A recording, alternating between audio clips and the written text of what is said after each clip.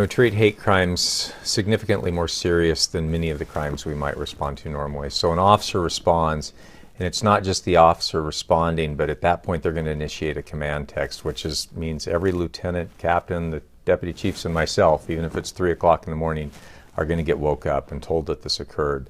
We're going to send out a detective, and then we're going to send out a victim witness coordinator if there's any ability to comfort those victims.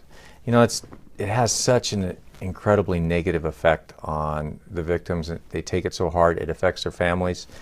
And I really believe it's a crime not just against the individual, but that's a crime against our community.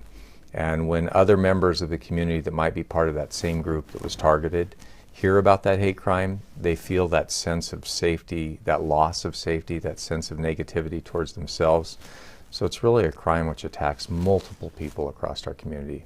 We think that it's incredibly important that we give those people the resources they need to help them get through that, and we try and find the person that initiated that crime. I think sometimes people just don't understand how hard that is on somebody, because it really is a crime on multiple levels.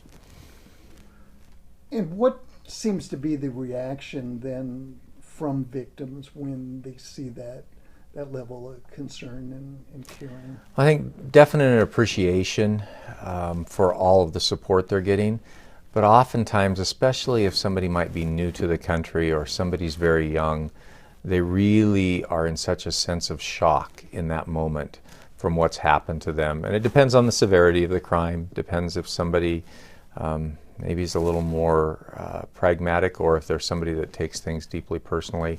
But they're generally still pretty shaken up. If it's maybe one of our local churches and it's a minister that maybe has been through something like this before, obviously they understand.